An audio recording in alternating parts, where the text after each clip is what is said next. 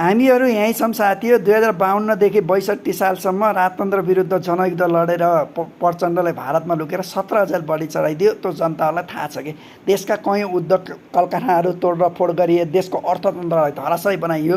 ल 2052देखि 62को जनयुद्धलाई समाप्त गर्न गिरिजा र एमाले लगायतका राजनीतिक दलहरू अङ्ग्रपन्थीमा लगेर शान्ति वार्ता गरेर टुङ्गाए के आयो 62-63को जनआन्दोलन के 62-63को जनआन्दोलन पनि होनार 19 जना युवाहरूको शहादत प्राप्तपछि 62-63को आन्दोलन आएको। त्यसपछि 10 वर्षमा नयाँ संविधान बज्यो 2072 सालमा के।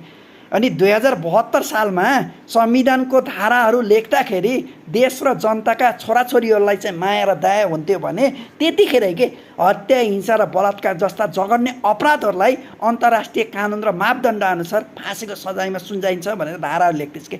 न कि संविधानको धारा 16मा चाहिँ कुनै पनि हालतमा नेपालमा फाँसीको सजायहरू यथाशीघ्र ल्याउन सकिन्न भनेर चाहिँ यस्ता धाराहरू चाहिँ लेख्ने थिइनस् के। तँलाई देश र जनताप्रति होइन, आफ्नो पार्टीलाई र विदेशीको गुलामी र विदेशीको तन्त्रलाई चाहिँ स्वीकारित्व गरेर चाहिँ लिएर आएकोस् के। अहिले सडकमा आएर हिजो 4 महिना अघितिर प्रधानमन्त्रीको नेतृत्व सम्हालेको बालेन शाहलाई चाहिँ दोष दिन्छस्। संविधान लेख्नेमा छन् केपी शर्मा ओली, माधव कुमार नेपाल, झलनाथ खनाल, वामदेव गौतम, कमरेड प्रचण्ड, बाबुराम भट्टराई, विप्लव लगायतका राजनीतिक दलका नेताहरू अग्रपन्थीमा संविधान लेखेका छन्।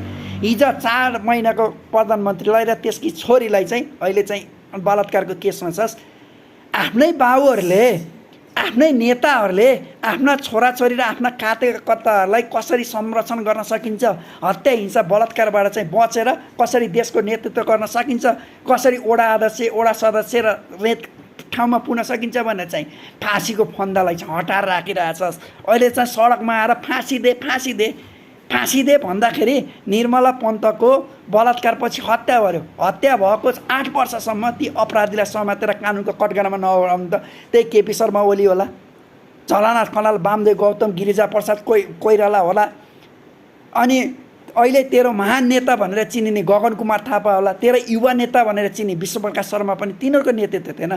त्यो अपराधीलाई समातेर फाँसीको फन्दामा सुनाइदिएको भए अहिले यस्ता अपराधहरू नेपालमा हुन्थे।